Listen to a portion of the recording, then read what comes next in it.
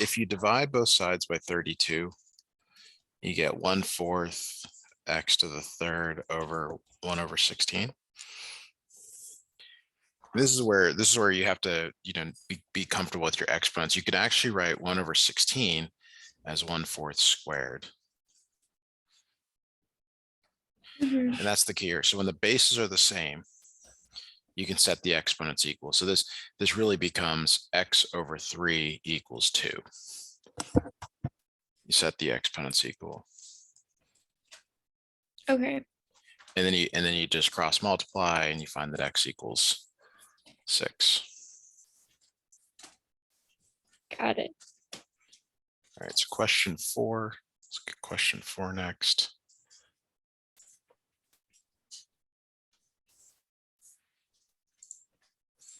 Kind of the same deal here. You generally remove whatever's in front. So we're going to divide by 3. So you get 4 to the x over 2 equals 32. Sometimes you can make like 32 into the base of 4. But sometimes you have to change both of them. Like in this case, 32 can be written as 2 to the 5th. And 4 can be written as 2 squared. Okay, now there's this property, if you have an exponent to an exponent, you multiply them. So this becomes 2 to the x equals 2 to the 5th. And then you set the exponents equal, so x equals 5. Hopefully this is the same as what you've been seeing in class. Yeah. Okay. All right, number 6.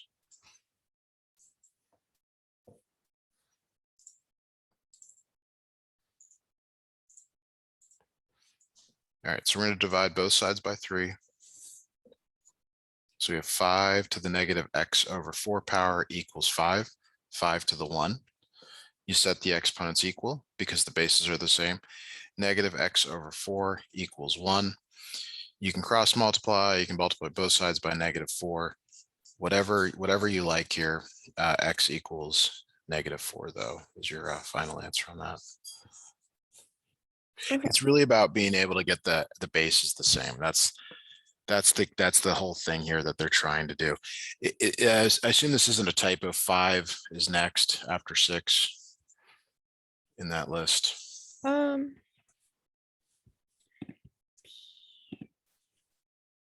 Yeah, we could probably just skip that. Okay. Next one is 7 then. Is that okay? Yeah.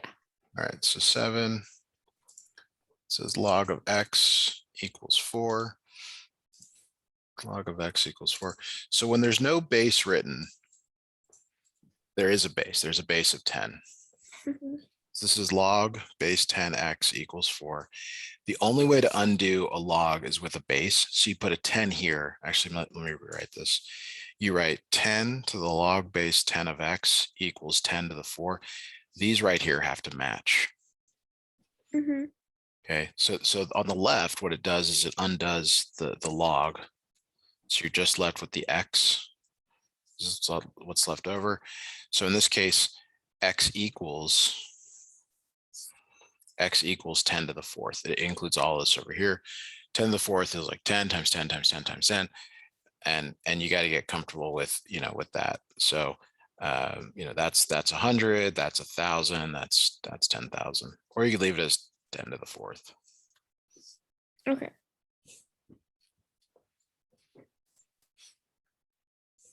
Twelve. Numerical approximation. Okay, so 12 is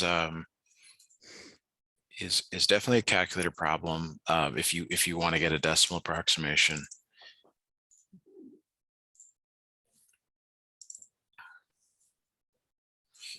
All right, so the only way to get a variable out of the exponent, see that's in the exponent, is to use natural log.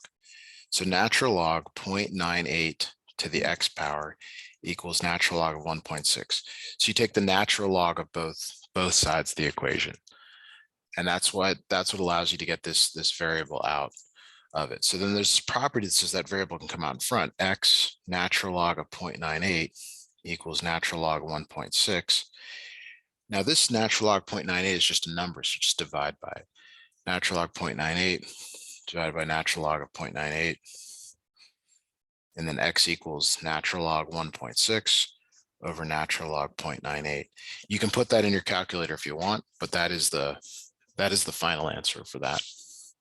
Okay.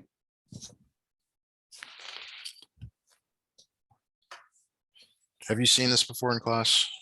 Yeah. Okay. 13.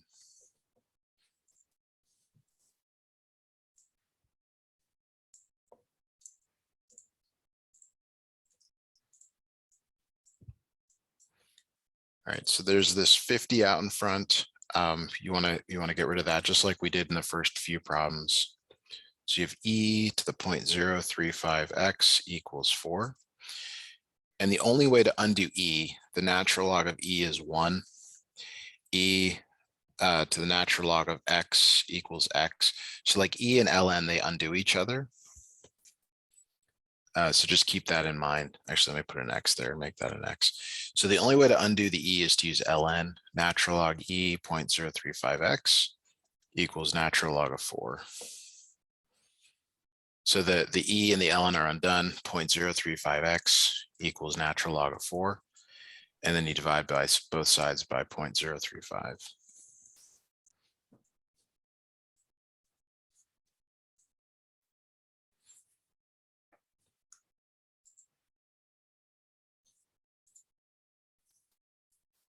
Is that okay? Yeah. 14 is exactly the same. I would either suggest we skip it or you do it on your own. Okay.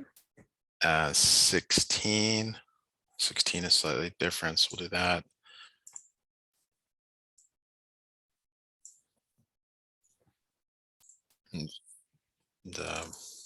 So the goal here is to isolate. You really want to isolate like the e term.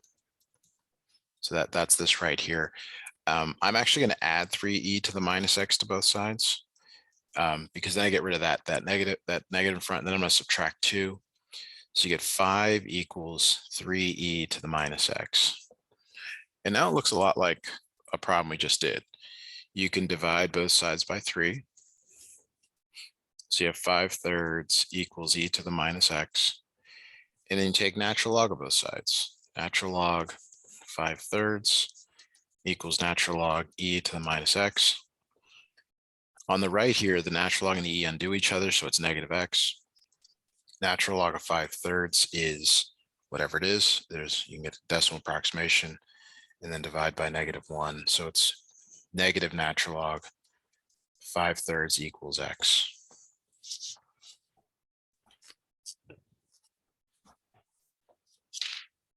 Okay, 1 second. Just Sure. writing this down.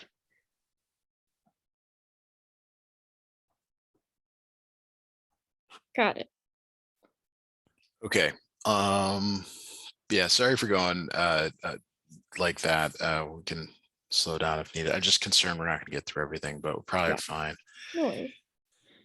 We can always go back to do the ones we skipped. Okay. 29 looks like it's next. Is that right?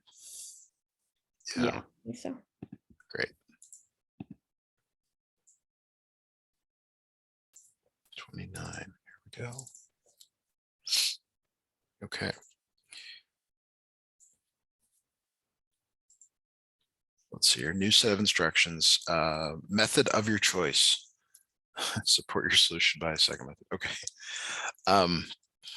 What did your instructor tell you were acceptable methods? Do you recall?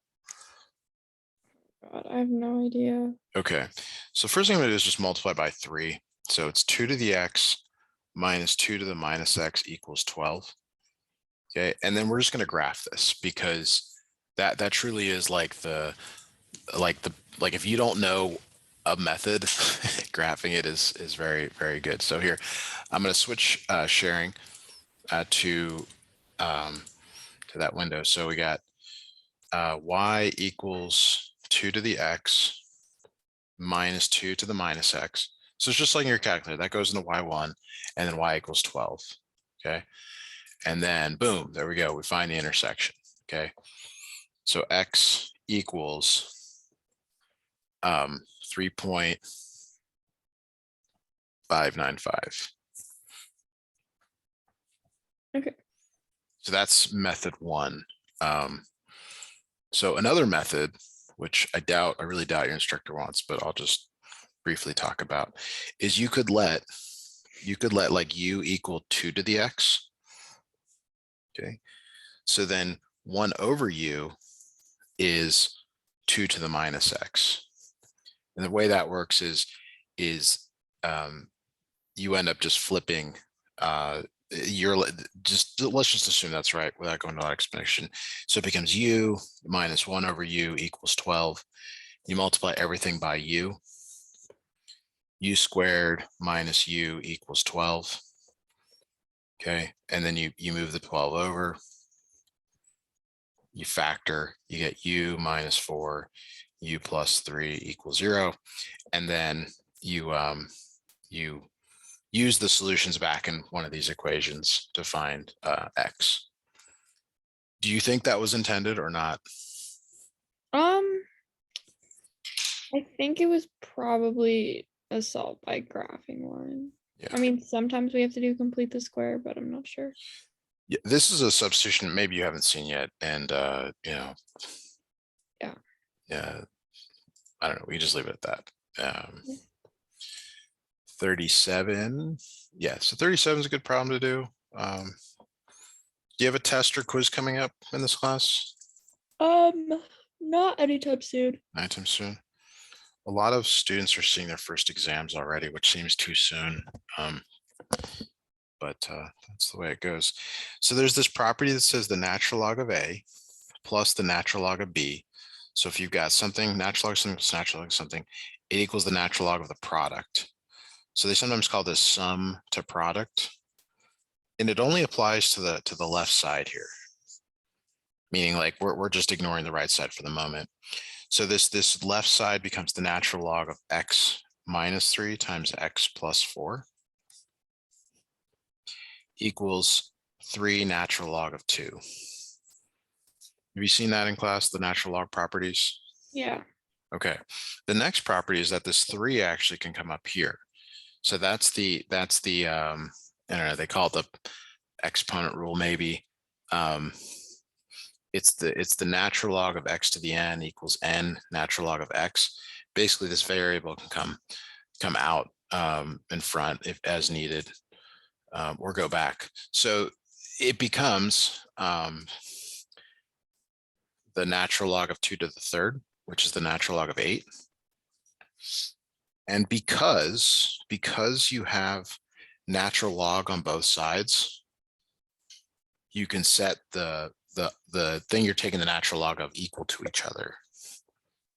So you said x minus 3 times x plus 4 equal to 8. So you FOIL here, x squared plus x minus 12 equals 8. And then you subtract 8 from both sides, you get x squared plus x minus 20 equals 0. Factor that. And you get two solutions, right? You get x equals -5, x equals 4, but one of these is probably going to be extraneous. Mhm. So you go all the way back to the original. I'll scroll back down here, but you go all the way back to the original, and that's what you tested in, and you'll find that that one is no good in this particular problem, because you can't take the natural log of a negative number. That's what's going on here. Okay. Got it. 48.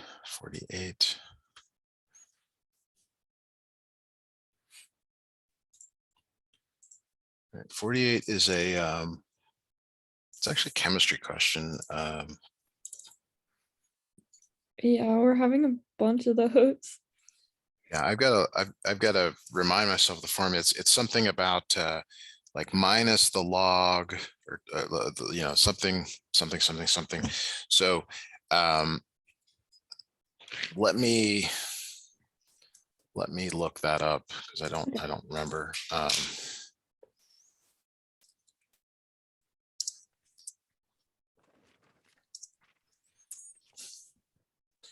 Yes. Okay. So part A here is they use this notation in chemistry to indicate concentration. It's 10 to the minus pH. So in your case, it's 10 to the minus 2. Mhm. So I mean, that's not too bad. That's actually, you know, 1 over 10 squared. It's a 1 over 100. It's 0.01. For part B, you have to find the H plus of the blood in the stomach, acid, blood, whatever, 10 to the minus 7.4. We definitely cannot use a calculator for that. So we have to, or I'm sorry, we have to use a calculator for that. So just if you got one handy, you can do it. I'm gonna also grab mine and Okay. see what we get here. So you get 3.9811 times 10 to the minus 8th. Okay, but that's not the answer. It wants how many times greater? How many times greater is the hydrogen ion concentration of stomach acid than that of blood? So whenever it's greater than, it's a ratio. So part B is really asking for the ratio of these two numbers. The stomach is 10 to the minus 2 and the blood is 10 to the minus 7.4. So you divide whenever you want to find a magnitude. I'm sorry, whenever you find how many times greater, you do that.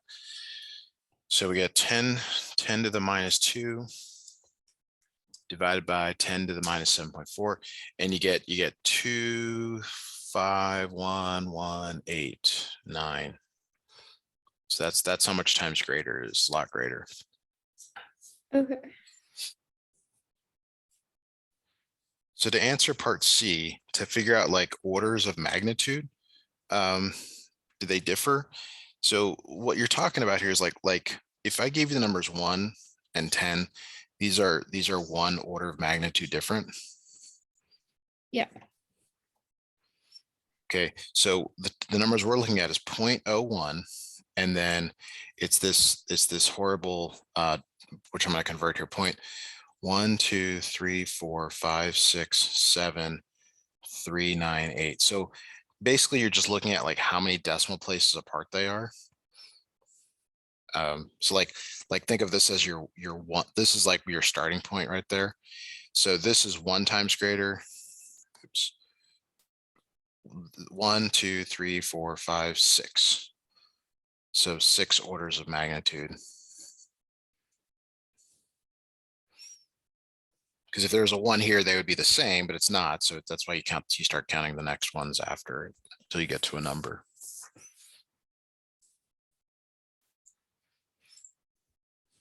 Okay. Got it. Seems really out of place to have that on a room or in your class, but whatever. I know. It's like, oh, let's throw some application. These will be fun. And you're like, I just want to get to I my haven't homework. done these in 2 years, but Yeah, like, yeah.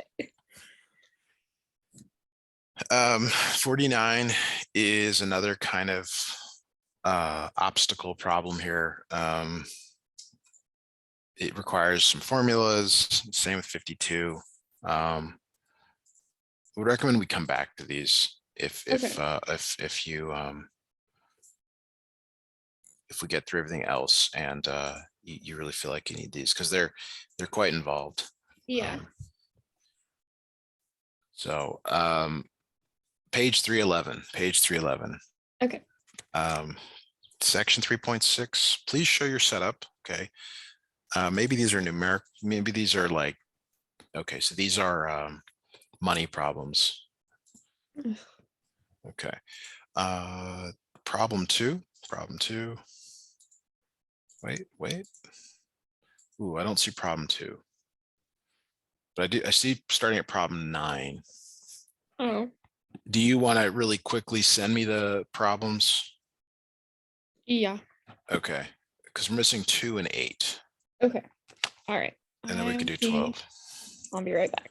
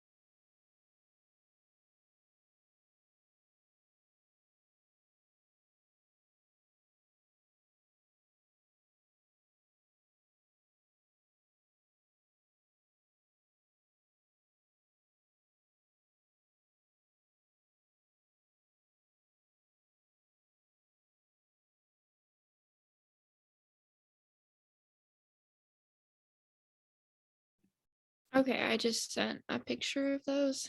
All right, let me check here. There it is. I see that. Okay, so I think we got to do 2 and 8.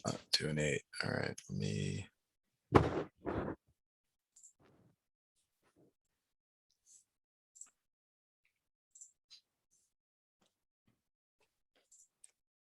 Oh no, this picture is, I can't read this picture. I'm sorry. It compressed it really poorly when it Oh. was sent. It's very tiny. It's like web Okay. 1.0 thumbnail where you can't read anything. Yeah. All right. Let's just go on to 12 then. Okay, do you want to try another option? Is could you read me what's there and maybe we could try it? Sure.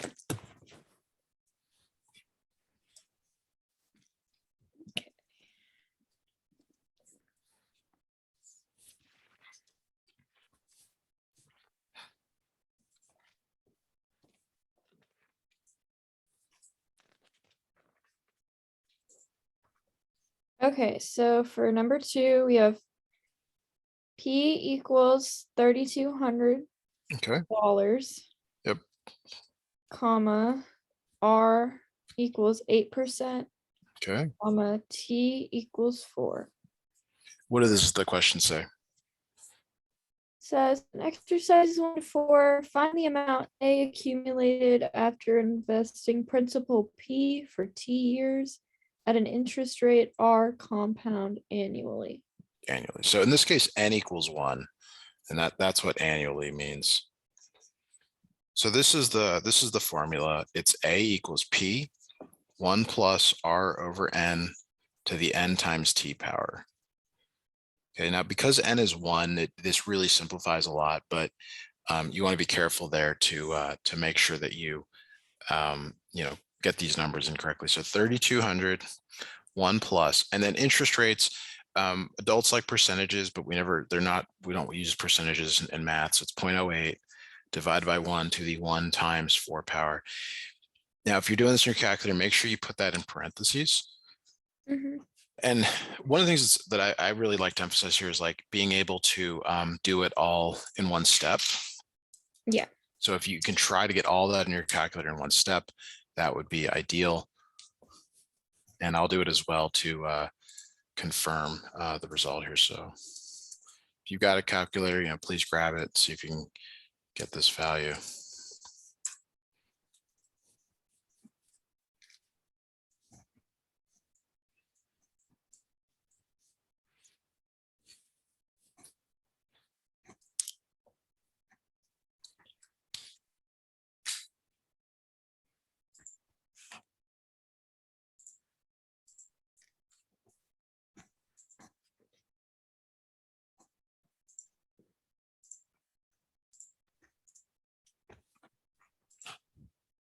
Okay, yeah, that's what I got too.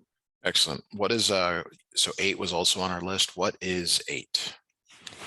Okay, so the directions for 8 say find the amount A accumulated after investing principal P for T years at an interest rate R compounded times per year. K times per year. Okay. What are some of the other numbers? And then the question reads P equals 25,300. Okay. R equals 4.5%. T equals 25. And K equals 12. This is like 12 months. Oh, okay. It's monthly. So like mortgages they do them monthly. They calculate Mhm. interest on them. That's a good example. So your formula here is A equals P 1 plus R over K to the K times T power. I prefer N, but K is fine here. It's exactly the same. So it's 25,300. 1 plus, you got to be careful converting this correctly to a decimal point, 0.045 divided by 12 to the 12 times 25 power. I guess that's 25 years in your problem there. Okay. So again, try to get this all in your calculator. You might need parentheses there around the exponent. This is gonna be a fairly large number. This is a long amount of time, and it's not a great interest rate, but it's It's not the worst, either. 25,300 times.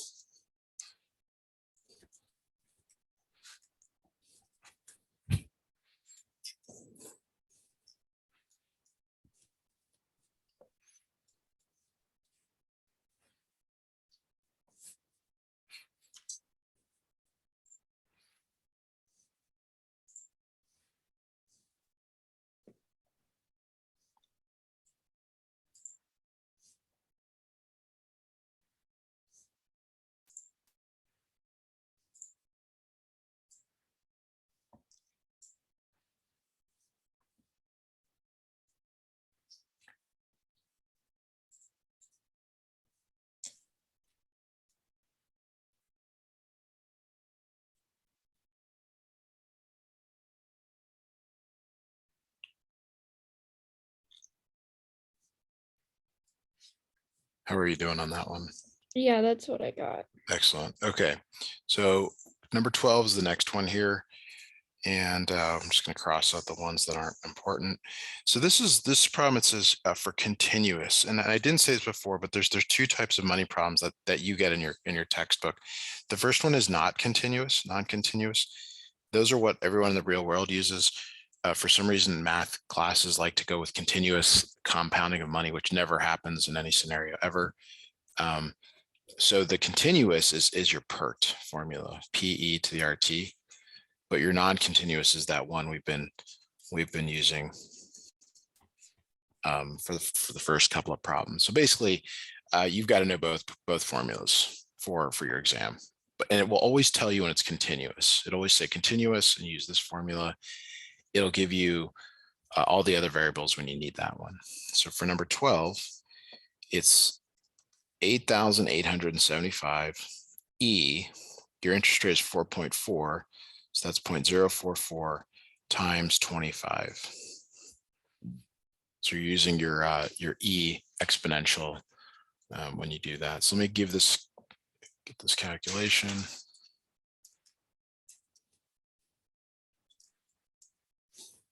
You get $26,661.97.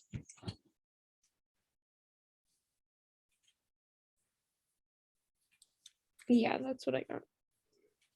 Okay, fantastic. 16 here.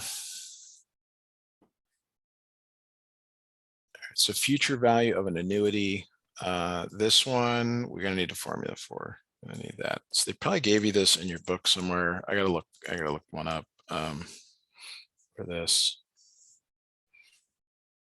Okay, so it says annuity, and that's a completely different calculation than what we've been doing. So let me do annuity formula. See if I can find one that's reasonably straightforward here. I don't know. These are never formatted nicely. All right. All right. So the kind of difference between yours is that's future value, and you're making our payments for it. And one of the things that's really not clear is R R isn't really R. It's really R divided by K. Mm-hmm. So when we put it in the formula, we have to do it this way. So that's why these formulas aren't very good, because they don't actually give you like what's the numbers to put in. So your payment though is 610. That's out here times 1 minus parentheses 1 plus your rate is 0.065 divided by 12. Okay, and your n, so there's another one. Your n is not really n. Your n is k times t. It's how many total payments. So it's really minus 12 times 25. So minus 300 over 0.065 divided by 12. This one's horrible. You may make mistakes putting in your calculator, but this is really negative 300. If that helps, but give that a shot. See if you can get in your calculator. There are shortcuts in your calculator, but that's for another class probably. And your numerator is probably also in parentheses here. Okay.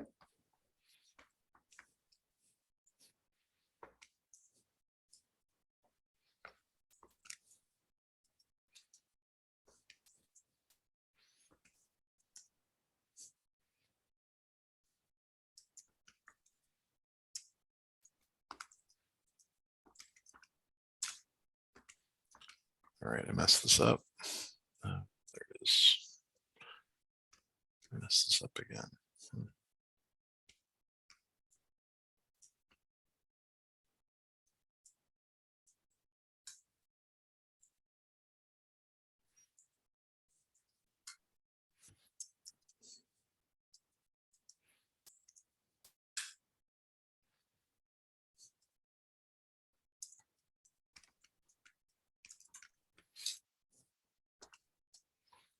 I had to do this calculation a couple of times here because I was messing it up.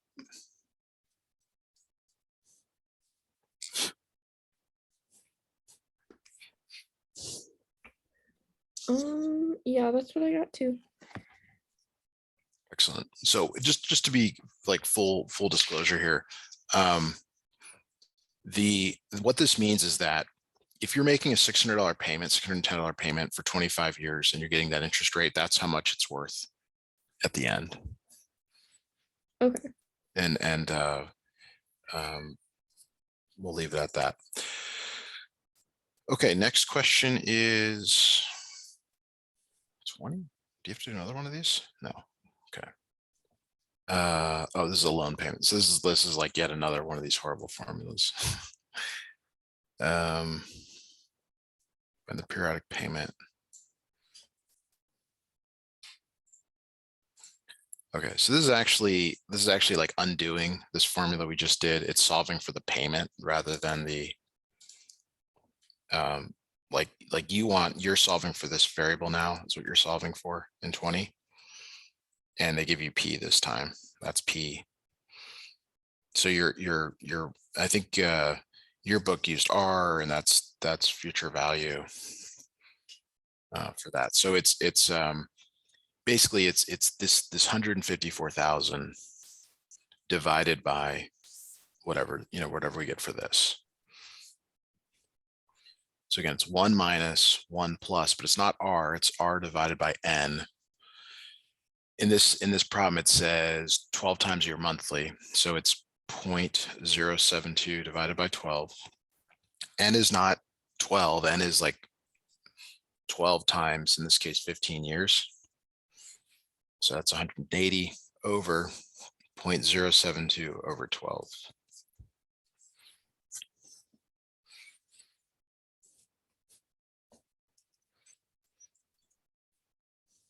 Okay.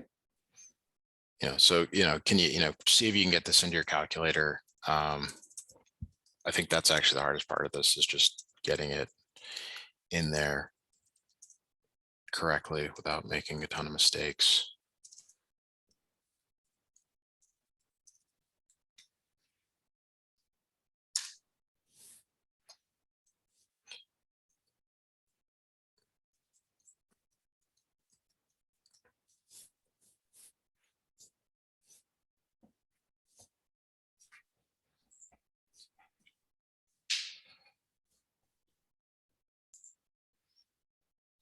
I'm going to step away for 30 seconds, but I'll be right back.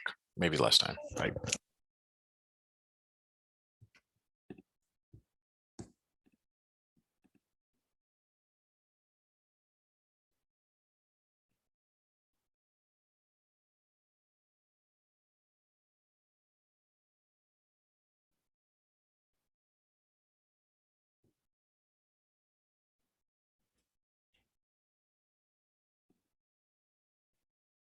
All right, I'm back. Okay. Yeah, I got 1,400 too. Excellent. Okay. 26 is next.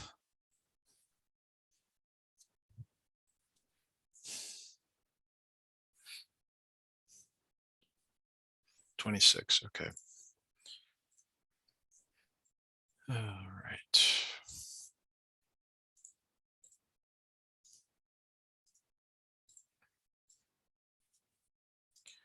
What interest rate compounded monthly is required for an $8,500 investment to triple in 5 years?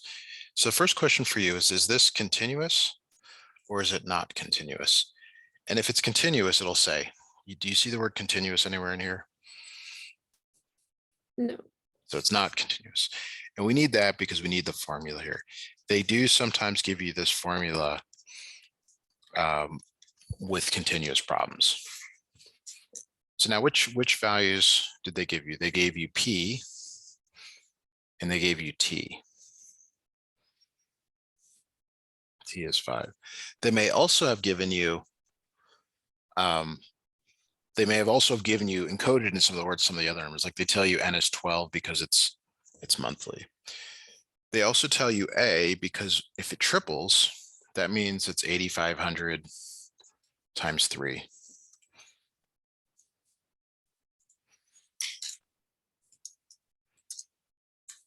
Okay. So we're going to put some of those numbers in and get these values. So we got this is 25,500 equals 8,500. 1 plus R over 12, 12 times 5.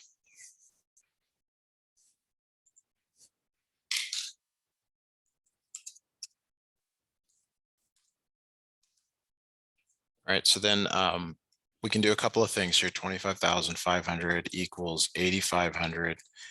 1 plus R over 12 to the power of 60. We can divide by 8,500. So this becomes 3 equals 1 plus R over 12 to the 60.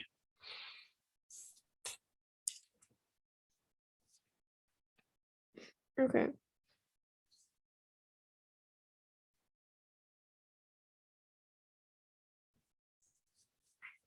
So let's just say it was a square here, like this was to the power of 2. How would you undo a square? Square root. Square root, right? Now, what you're really doing though is to the 1/2 power. These are the same. So 3 to the 1/60th. exactly. And your calculator can handle that no problem. So you just let your calculator deal with that. 1 plus R over 12. So now you subtract 1 from both sides. And then you multiply by 12. So it's 12 times 3 to the 1 over 60 minus 1 equals R. You're going to get a decimal. Sometimes they want a percentage. So just keep that in mind. Okay. Got it.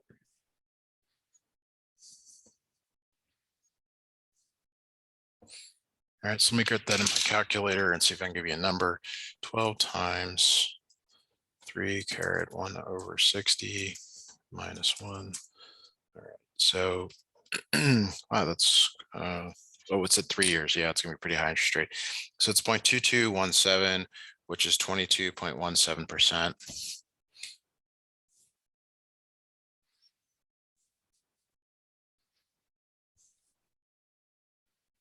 Okay.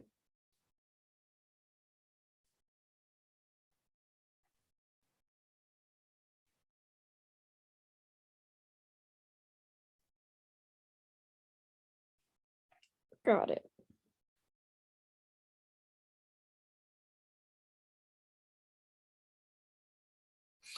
All right, let's take a look at the next one here. I think we're jumping quite a bit, jumping up to 45. It says find the APR. 45. Okay, so the instructor's trying to help you here with this one.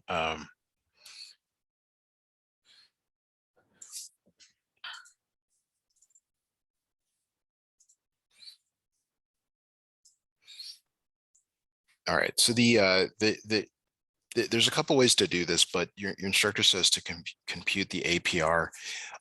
Basically, it's that inner part, the 1 plus R over N. So in your case, it's 1 plus 0.05 monthly is 12 compared to 1 plus 0.051. You don't even need the 1 divided by 4. Okay, but there's a little bit more here. So this you raise to the power of 12, and this you raise to the power of 4, because of that monthly part and then that quarterly part. So we're gonna compare these two numbers here and see which one is better basically. Okay. So let's see if we can get that here. 1 plus.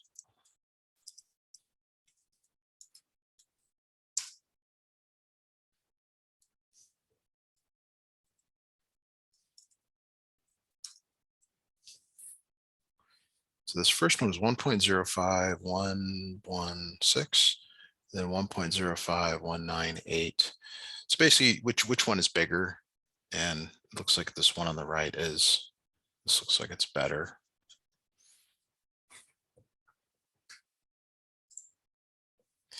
Your instructor might even have like a shortcut formula. Like they might have said APR is 1 plus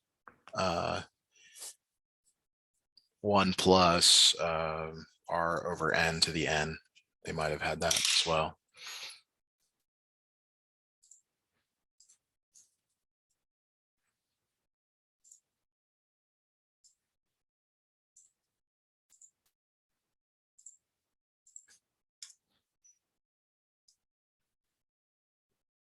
Oh wow, there's more. 40. Wow, this thing never ends. 48, 50, and 51. Okay. All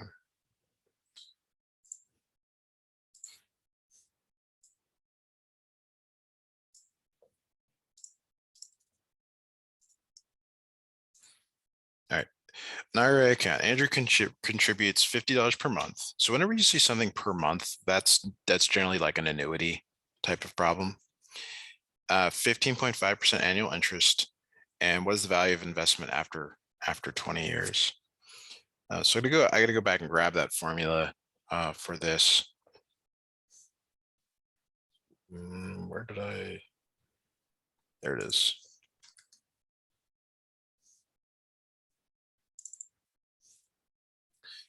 So this is the 50 is like your payment. Mm-hmm. And your interest rate is given here. So we got 1 minus 1 plus 0.155 over 1 because it's annual interest. N is not 1. Okay, N is 20 years because it's 1 times 20, so it's 1 times 20, but it's negative all over 0.155 over 1 for this.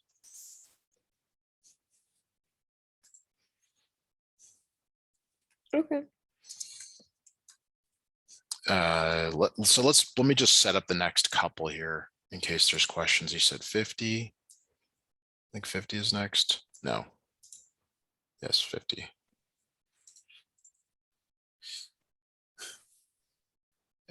Diego. So this is the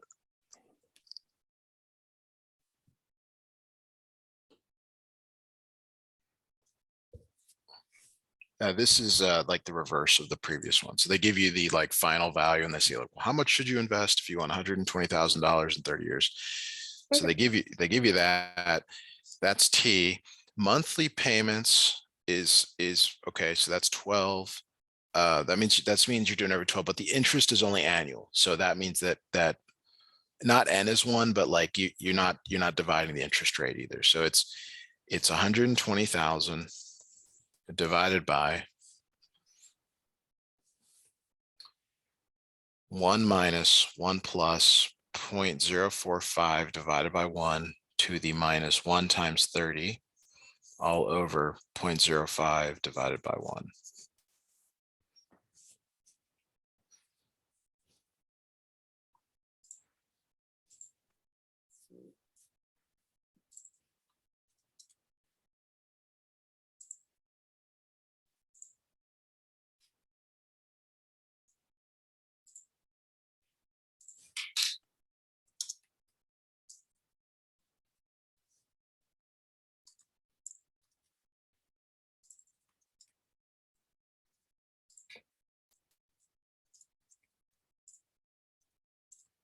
Is that okay? Is that clear?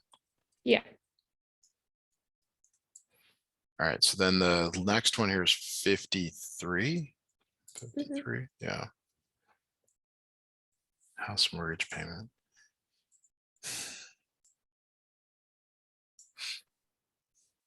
So these are really not relatable to you. You know, I assume when you got money, through work or from wherever you get it, and then like you're not buying a house though. Yeah. But are you doing anything like have you seen some of those things like paying for or like when you do a Venmo or Cash App transaction, like do you ever look at the fees or think about any of that stuff? Yeah. So that might be more relatable than this, but this is what we're stuck with. So maybe you could ask your instructor to make it a little more relatable for you. So this is just like this annuity formula, except we're trying to figure out R again. That's the monthly payment. Loans are calculated.